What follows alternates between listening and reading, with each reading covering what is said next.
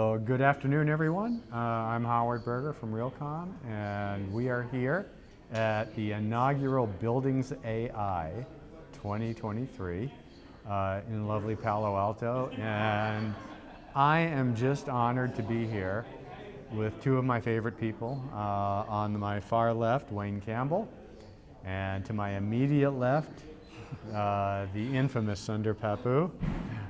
Don't know whether that's good or bad. Two who are our co-chairs of this inaugural event, and they have just been instrumental in helping us put together this entire conference, a program that is just rock solid and world class. We're about 3/4 of the way into the program today, and the comments and the buzz has just been phenomenal.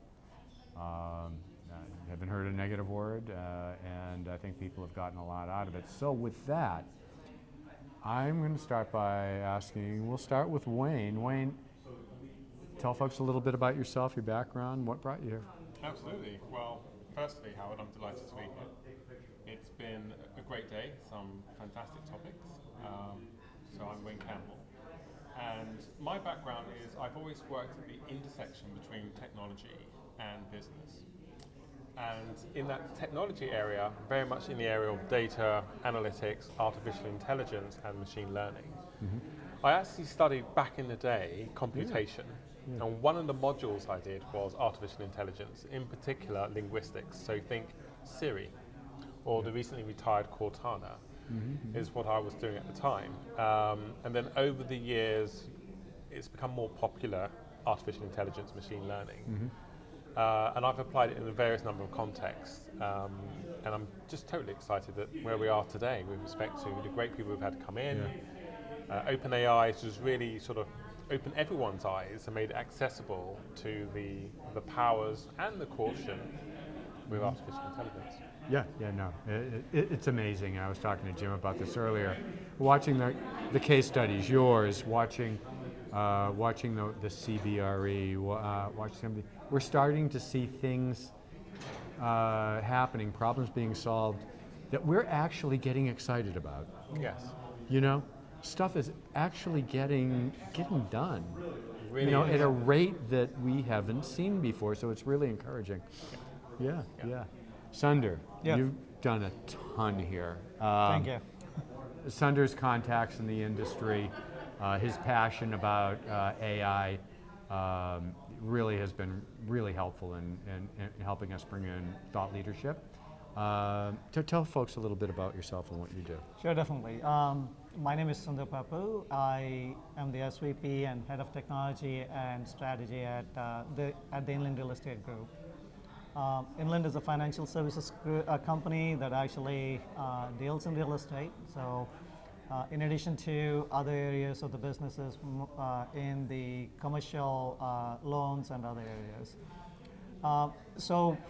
From my perspective, the way I look at, based on what Wayne had talked about, I look at from a side of like how technology and specific to AI, both the non-generative AI and the generative AI side of the house can actually help bring business value back to our end users and our customers too. So that's basically what I look at and how we can actually be able to show to all the users how AI can be applied within the four walls of Inland. I mean, with both of your help, we covered a lot of territory around AI, everything from just the basic fundamentals of what do you need in terms of a data architecture, database, enterprise architecture strategy, in terms of organizational alignment of data governance, in terms of an AI governance framework. We talked regulatory environment. We talked global competitiveness in AI and the importance of us really mobilizing around that. We talked a lot about how do you get started, what is what is AI, all the different flavors from from general to generative to computer vision to text to speech to NLP, you name it. And we heard from really some incredible thought leaders from McKinsey and Gartner, JLL, CB, Microsoft, as well as practitioners in the industry on the commercial real estate side, as well as a number of case studies from technology generalists.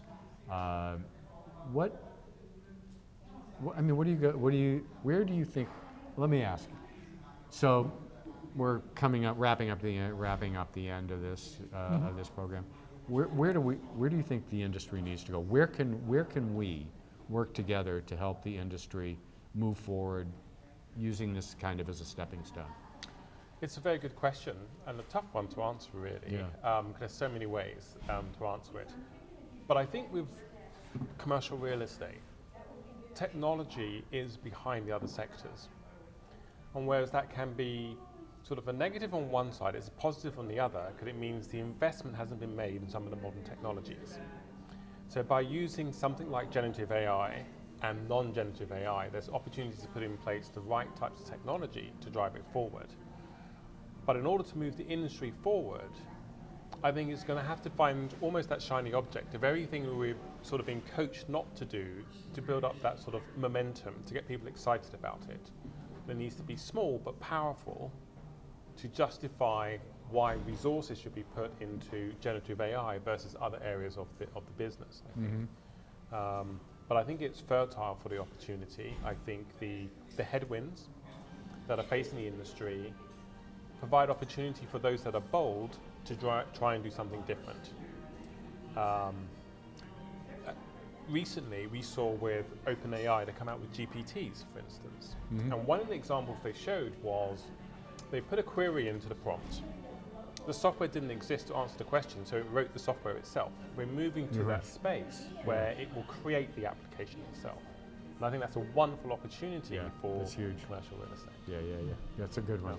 And the way, taking to what Wayne was saying, from a real estate perspective, the people who were there at the conference today, I hope that they now, some of them are a little bit ahead of the others, and some of them are still in their infancy, getting to know, what AI is and other things.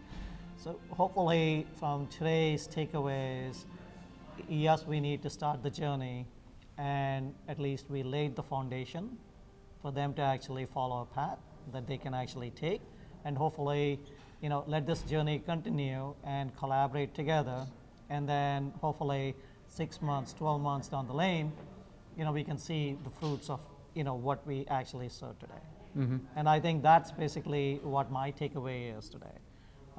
At least we have started the journey, and hopefully 12 months down the lane, we see, the results of, the effort that was put in. Yeah, and I think a lot of it is education. I think there's opportunities. There's lots of opportunities that we could put on the table to discuss, like, maybe collaborating and forming communities around sharing data sets so that we can get larger data sets. This is something we could even start with our AI advisory group. Exactly right, yeah. So I think, the great thing about this is we started out with a high level data sets, and I think use cases that we have. Let's actually, make it more comprehensive and then bring the vendors in, because end of the day, we don't have the wherewithal or the technical expertise to drive this. And at least if we can actually bring some of these vendors to actually do this, that is a great win for across the I think Lauren said that in the I think it was in Stuart's session on architecture, that we shouldn't be investing huge tons of money in building in building out those the models, because if they work, the vendors are they're gonna provide those. Yes. But we need to know. I mean, we have to be educated. We have to know how to use them. We have to know the fundamentals, and we have to be contributing to, you know, to contributing to the efforts of building them. You know, at least experimenting. You know, getting out there and trying things. So I think overall we had some great conversations today that were really enlightening, and these two gentlemen were absolutely instrumental in helping us put this together. So I want to thank you both. Thank you. Thank you very much. Yeah. It's been a pleasure. Yeah, I agree. It's been a great day. Yeah. Thank you. Thanks. Thank you. Thank you.